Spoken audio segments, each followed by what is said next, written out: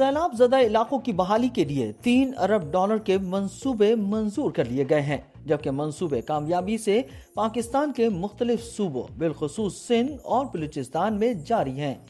Central development working party CDWP نے سیلاب سے متاثرہ علاقوں کی بحالی کے لیے $3 ارب کی لاگت کے 21 ترقیاتی منصوبوں کی کامیابی سے منظوری دی ہے، جن پر عمل درآمد تیزی سے جاری ہے۔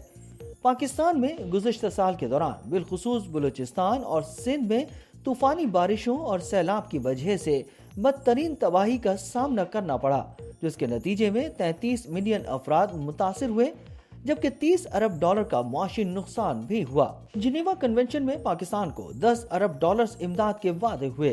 حکومت نے جامع 4RF فریم ورک وضع کیا تھا، جس میں وفاقی اور صوبائی حکومتوں، ترقیاتی شراکت داروں، عطیہ دہندگان، بین الاقوامی اور قومی NGOs اور تعلیمی اور نجی شعبوں کے درمیان مؤثر رابطہ کاری اور شراکت کے انتظامات تجویز کیے گئے تھے۔